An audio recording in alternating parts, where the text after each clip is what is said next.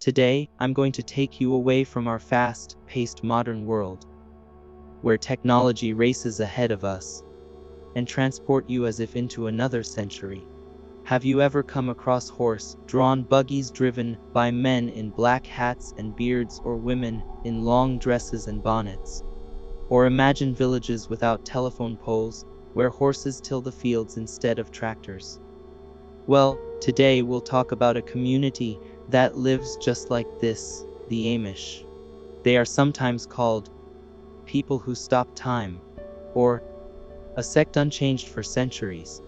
You might even hear people say they live as if 400 years ago. In fact, their origins date back to the late 17th century, about 330 years ago, but their way of life is so different. It's as though they've stepped into a time machine. Who are these people? Why do they reject technology? And how is it that in the 21st century, they still live by 18th century rules? Let's dive together into the mysterious world of this extraordinary community.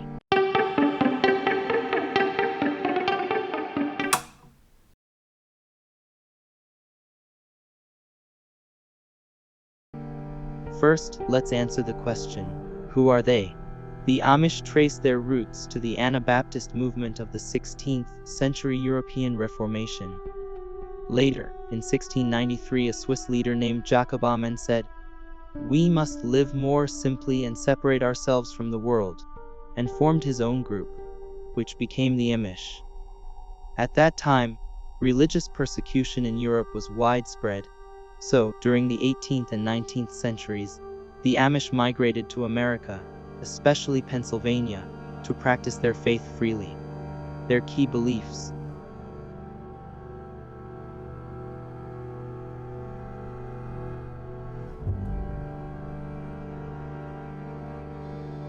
Now to the most intriguing part, why do they refuse technology? There's no electricity, internet, computers, or TV.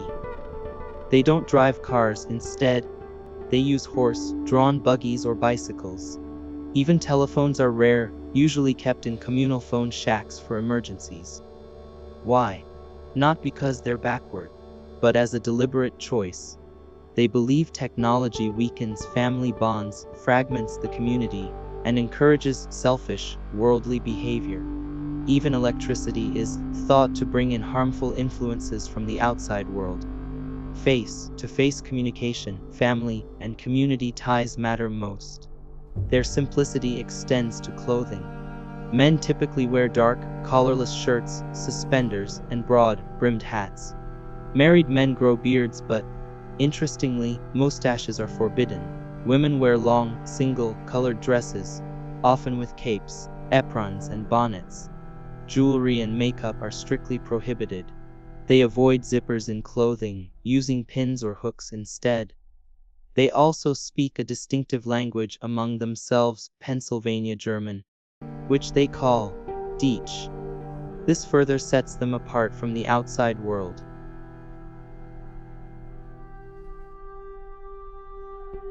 What governs Amish life? The answer is Ordnung, a German word meaning order or discipline.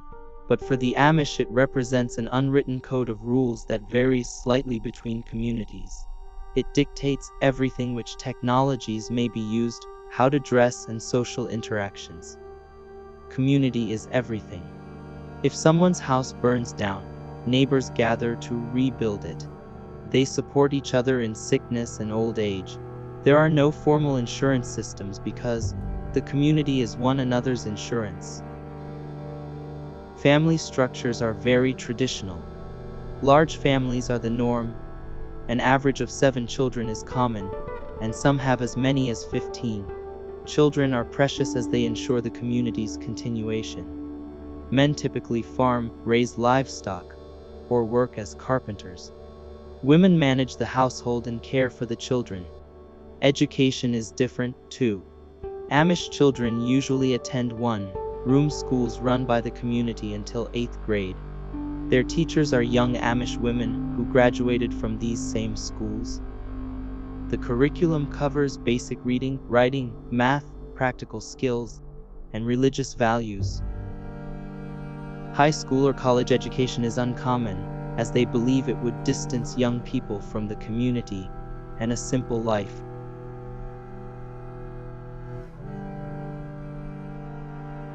You may have heard of Rumspringa, often portrayed in films as a wild period of teenage rebellion, crazy parties, modern clothes, and more. In reality, Rumspringa is different. Yes, teenagers have more freedom. They socialize on weekends, sometimes with English, non-Amish peers. But the true purpose is to give them a chance to experience the outside world and make a conscious decision about adult baptism and fully joining the Amish church. It's not simply a break, but a critical decision-making period. At the end, they either choose to be baptized and remain Amish or leave the community to live a modern life. Surprisingly, about 80–90% opt to stay, an indication of the community's strength.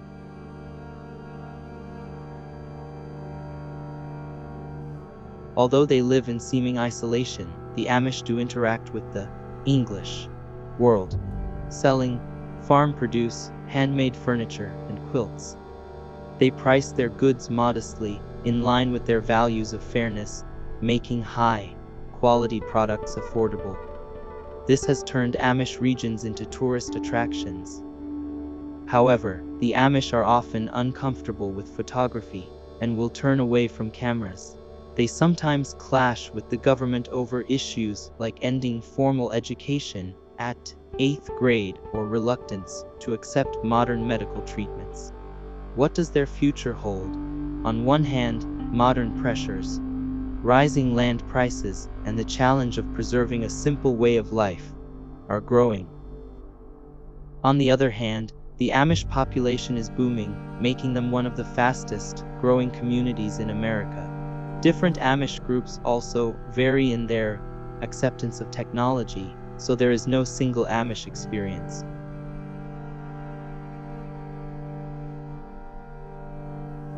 And so, we've reached the end of our journey into the Amish world.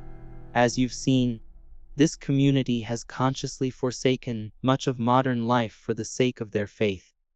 It's not ignorance, rather, a philosophical and religious choice. What does their lifestyle make you think of?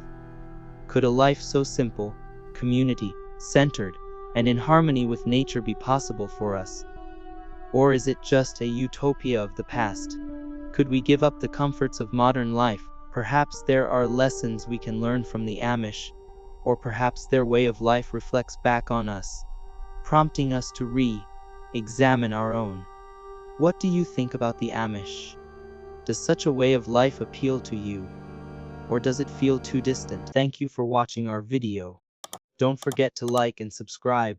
We value your thoughts greatly. Let us know in the comments.